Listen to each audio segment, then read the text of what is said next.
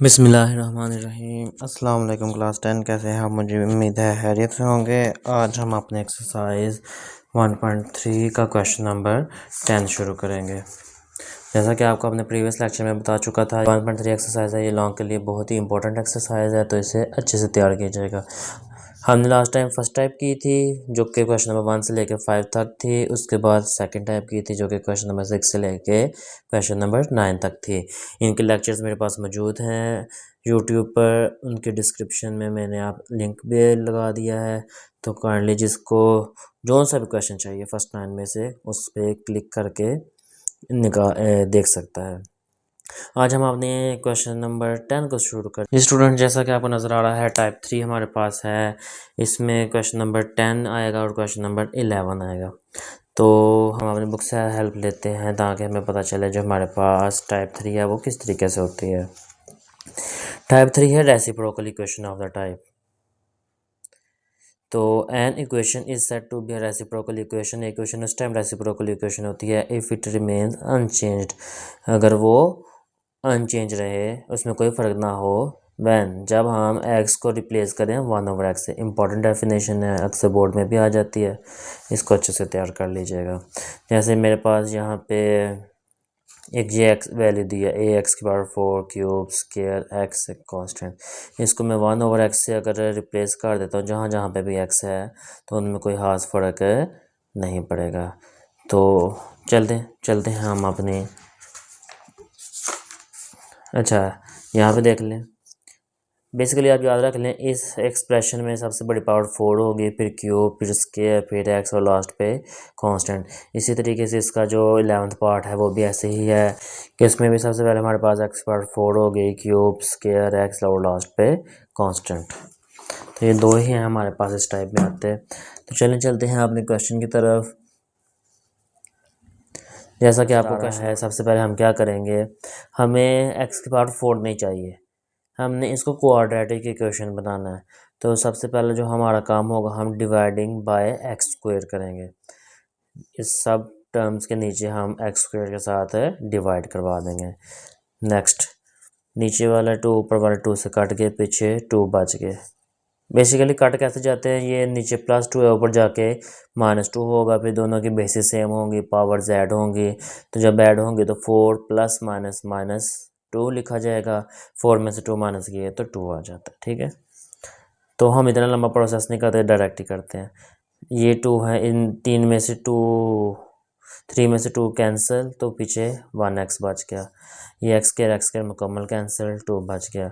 ऊपर वाला 1x और नीचे वाले 2 में से 1 कट गया, पीछे 1 बच गया, तो वो हम नीचे लिख लेंगे। इसी तरीके से इसमें कुछ कटिंग नहीं हो रही तो ये एज इट इज़।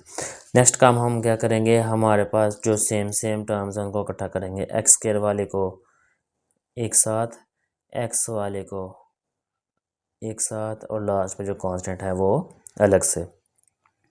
नेक्स्ट, मैंने इन एक्स वाले टर्म में से इस 2 को कॉमन निकालना है, और माइनस ऑलरेडी बाहर है तो वो भी कॉमन आ जाएगा, तो -2 बेसिकली कॉमन आएगा। और अंदर क्या बच जाता है, एक्स, बाहर माइनस, अंदर वाला साइन चेंज, और यहाँ पे 1/x -2 = 0। स्क्वायर प्लस मैंने अगेन वो वैल्यू लिख दी है 1/x -2, ब्रैकेट के अंदर x -1/x -2 = 0। अच्छा, अब यहाँ पे प्लस है और यहाँ पे माइनस है, इन दोनों को हमने सेम करना है। अब इसमें तो मैं कुछ ऐड सब्ट्रैक्ट करवा नहीं सकता क्योंकि यहाँ पे कोई फार्मूला ओपन नहीं हो रहा, ना क्लोज हो सकता है, लेकिन यहाँ पे मैं करवा सकता हूँ। देखिए a² + b² आगे +2a भी बन सकता है। तो इसमें मुझे इस वैल्यू को प्लस की बजाय किस में चेंज करना है, माइनस में। मतलब मुझे इसमें इसके साथ -2 चाहिए। क्या चाहिए? अब आप कहेंगे -2 तो ये है, लेकिन ये -2 इनमें से कॉमन निकाला था, इसलिए ये -2 इसके साथ नहीं है। ठीक है, तो हम इसमें लिखेंगे एडिंग एंड सब्ट्रैक्टिंग 2। आप चाहें तो स्टेटमेंट लिख सकते हैं, नहीं तो डायरेक्ट ही कर लें। जो -2 था वो मैंने इसके साथ लिख लिया क्योंकि मुझे इस वैल्यू को माइनस में चेंज करना है, और तभी चेंज हो सकती है जब a² + b² -2ab लिखा जाए, और -2ab की वजह से फार्मूला किस में चेंज होगा, माइनस में। अच्छा, 2ab मैंने क्यों नहीं लिखा, क्योंकि a और b आपस में कट जाते हैं तो खाली 2 बचता है। ठीक है, ए का स्क्वायर प्लस बी का स्क्वायर प्लस 2 ए बी, तो ये कट के खाली 2 ही बचता है ना, इसलिए सिर्फ 2 ही लिख लें। नेक्स्ट जो हमारे पास प्लस 2 था वो लास्ट वाले के साथ लिख लेंगे हम। अगला काम हमारा, इनको हम फार्मूले में क्लोज कर देंगे माइनस के, ये एज इट इज़, ये प्लस 2 और माइनस 2 कट के ख़त्म, ज़ीरो आ जाएगा। अगला काम देखें, अब ये दोनों सेम हो गए हैं, अब हमारे लिए आसानी होगी, अब हम इजीली इनको लेट कर सकते हैं। अगला काम क्या होगा, हमने x माइनस 1 ओवर एक्स को लेट कर लेना है y के इक्वल। जब मैं इस वैल्यू को y के इक्वल लेट करूँगा तो मेरे ये जो चीज़ है ये y का स्क्वायर बन जाएगी, ये -2 और इधर भी y आ जाएगा इज इक्वल टू 0। इन दोनों में से y कॉमन जा रहा है, पीछे बच गया y माइनस, इधर कुछ y बाहर चला गया तो खाली 2 बच गया is equal to 0। First variable 0 के इक्वल लैदा आ जाएगा, सेकंड वाली वैल्यू लैदा आ जाएगी, -2 बाहर जाके +2 होगा। अब y के मेरे पास दो आंसर्स आ गए हैं, लेकिन y तो हमारा ओरिजिनल नहीं था वेरिएबल, हमने तो x फाइंड करना है, इसलिए हम y की वैल्यू को दोबारा पुट करेंगे। तो y की वैल्यू क्या लेट की हुई थी हमने, x माइनस 1 ओवर एक्स, तो स्टेटमेंट दे दी मैंने, तो y की जगह x माइनस 1 ओवर एक्स, इधर भी y की जगह x माइनस 1 ओवर एक्स। आपको पहले भी बताया है, जब भी दो रैशनल नंबर्स के दरमियान या एक्सप्रेशंस के दरमियान प्लस माइनस आ जाए तो एलसीएम करते हैं, तो जिसके नीचे कुछ नहीं उसके नीचे 1, एक्स वन ज़ा एक्स, एक्स ज़ा एक्स स्क्वायर, 1 ज़ा 1,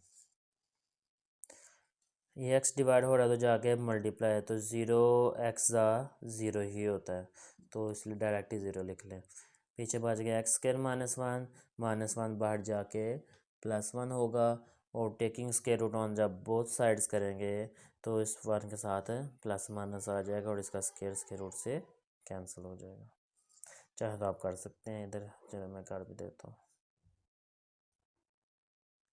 1 का स्क्वायर रूट 1 ही होता है। नेक्स्ट इधर भी एलसीएम लिया जाएगा वैसे ही, is equal to 2x divide हो रहा है तो जाके मल्टीप्लाई, ये 2x अंदर आके माइनस हो जाएगा, ये मेरे पास बन गई क्वाड्रेटिक इक्वेशन। इसके फैक्टर्स बन सकते थे 1 ज़ा 1, 1 में 1 प्लस किया 2, बट समहाउ मैंने क्वाड्रेटिक फार्मूला लगा दिया। चलें आपके लिए ये भी आसानी हो जाएगी, इसको भी देख लें, ये रिवीजन हो जाएगी आपकी। क्वाड्रेटिक फार्मूला एक्स के साथ जो होगा वो ए होगा, एक्स के साथ जो होगा वो मेरा बी होगा, बी क्या है मेरा -2, और लास्ट पे जो होगा वो मेरा सी होगा -1। अब फार्मूला क्या था, x is equal to -b plus -b का स्क्वायर -4ac ओवर 2a, तो उन सब की वैल्यूज पुट कर दी, आपको आता है 1.2 में, हम डिटेल के साथ ये चीज़ कर चुके हैं। उसके बाद स्क्वायर के अंदर नेगेटिव वैल्यू हो तो वो प्लस हो जाती है, 2 2 ज़ा 4, माइनस माइनस प्लस, 4 1 ज़ा 4, 4 में जब 4 को प्लस किया तो क्या बनेगा 8।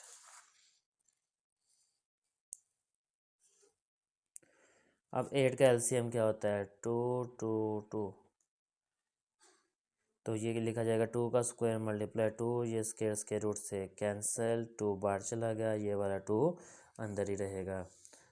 अब इन दोनों में से 2 को बाहर चला गया, यहाँ कुछ नहीं बचा तो 1 लिखेंगे, यहाँ पे भी 1 ही होता लेकिन हम नहीं लिखते, √2 ओवर 2, ये 2 इस 2 से कैंसिल, पीछे मेरे पास ये सोल्यूशन आ गया।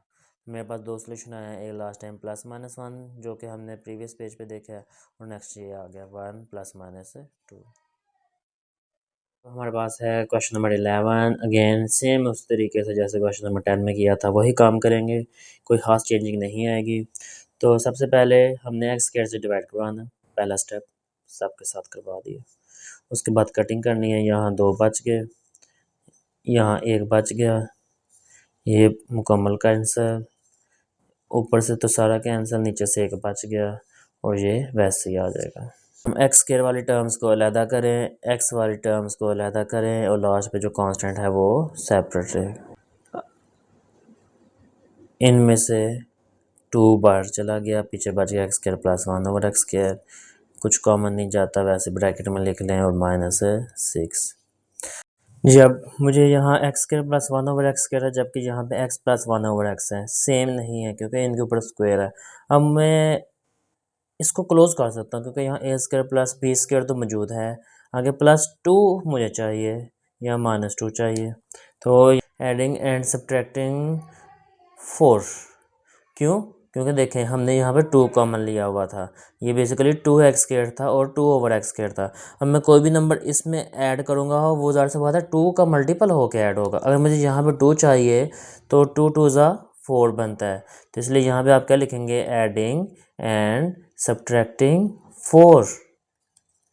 तो जो 4 है, 4 किसका स्क्वायर है, बेसिकली ये है 2 का स्क्वायर।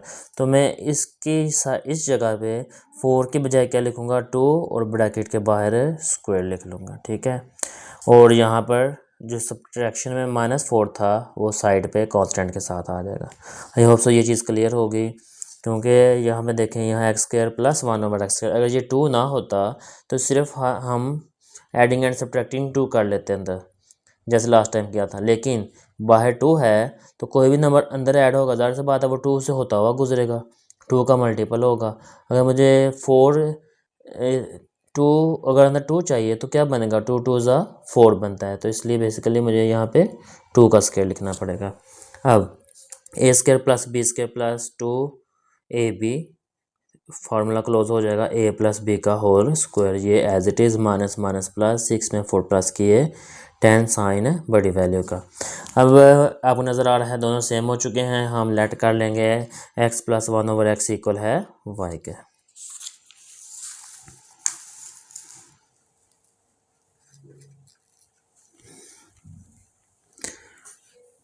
अब हमारे पास इक्वेशन क्या बनेगी, 2y² + y - 10 = 0।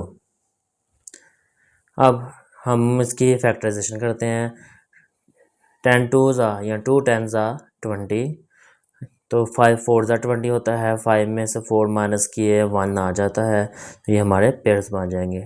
बॉक्सेस वाली फैक्टराइजेशन हमने डिटेल के साथ 1.1 में की थी, ठीक है। नेक्स्ट, इन दोनों में से y कॉमन चला गया, पीछे बच गया 2y + y बाहर है तो अंदर क्या बचा है 5, माइनस इन दोनों में से, ये दोनों इवन नंबर्स हैं, 2 के टेबल में आते हैं, 2 बाहर चला गया, 2 2 ज़ा 4, 2 5 ज़ा 10। हम देखें इन दोनों का सेम होना लाजमी होता है, शर्त है फैक्टराइजेशन की, दोनों सेम है तो कॉमन निकाल लेंगे बाहर, जो ब्रैकेट के बाहर थे वो लैदा ब्रैकेट के अंदर आ जाएंगे, = 0। नेक्स्ट, फर्स्ट फैक्टर लैदा 0 के इक्वल आएगा, +5 बाहर जाके -5, 2 मल्टीप्लाई हो रहा है इधर आके डिवाइड हो जाएगा, -2 बाहर जाके +2 हो जाएगा। अब y की वैल्यू, y के तो दो सॉल्यूशंस आ गए, अब हमने y की ओरिजिनल वैल्यू पुट करनी है, जो कि क्या थी, x + 1/x। Same last time जैसे हमने क्वेश्चन नंबर 10 में किया था, y की जगह यहाँ y की वैल्यू और इधर भी y की वैल्यू। चलिए पहले एक साइड सॉल्व करते हैं। अगेन एलसीएम लिया आ जाएगा, x1 ज़ा x, x² 1 1 ज़ा 1। अब इक्वल के साइड में भी फ्रैक्शन में वैल्यू है तो इनको हम क्रॉस मल्टीप्लाई करेंगे, 2 इधर डिवाइड हो रहा है उधर जाके मल्टीप्लाई हो जाएगा, x इधर डिवाइड हो रहा है उधर जाके 5 के साथ मल्टीप्लाई हो जाएगा, 2x² ज़ा 2x², 2 1 ज़ा 2, -5x अंदर आके +5x हो जाएगा। इनको अरेंज कर लें, x सेकंड पे आता है, कांस्टेंट लास्ट पे आता है। अगेन ये फैक्टराइजेशन हो सकती है क्योंकि ये क्वाड्रेटिक इक्वेशन बन गई है। क्या निशानी है क्वाड्रेटिक इक्वेशन की, अगेन रिपीट कर देता हूँ, इसमें x² होता है, x होता है और लास्ट पे कांस्टेंट होता है। ऐसी इक्वेशन जिसमें सबसे बड़ी पावर 2 होती है उसको कहते हैं क्वाड्रेटिक इक्वेशन। तो क्वाड्रेटिक इक्वेशन की हम फैक्टराइजेशन करते हैं, 2 2 ज़ा 4, 4 1 ज़ा 4 होता है और 4 में 1 प्लस करने से 5 भी बन जाता है, तो हम इसलिए 5 के फैक्टर्स क्या बनाएंगे, 4x + 1x। इसी तरीके से इन दोनों में से 2x कॉमन, पीछे बच गया x, प्लस 2 2 ज़ा 4 होता है, प्लस इन दोनों में से 1 कॉमन, पीछे बच गया x + 2, जहाँ से कुछ नहीं निकलता वहाँ से 1 निकल आता है। अब x + 2 को कॉमन लिया, 2x + 1 लैदा कॉमन आ जाएगा ब्रैकेट के अंदर, फर्स्ट फैक्टर को लैदा 0 के इक्वल रखे, सेकंड को अलग से 0 के इक्वल रखे, +2 अंदर आके -2, +1 अंदर आके -1, 2 मल्टीप्लाई हो रहा है इधर जाके डिवाइड हो जाएगा। अब हम आते हैं अपने सेकंड वैल्यू की तरफ, यहाँ पे भी सेम उसी तरीके से एलसीएम लेंगे, x डिवाइड हो रहा था उधर जाके मल्टीप्लाई हो जाएगा 2x, अंदर आके -2x हो जाएगा। इसकी बॉक्सेस वाली कर सकते हैं, लेकिन यहाँ ये डायरेक्ट ही क्लोज हो रहा है।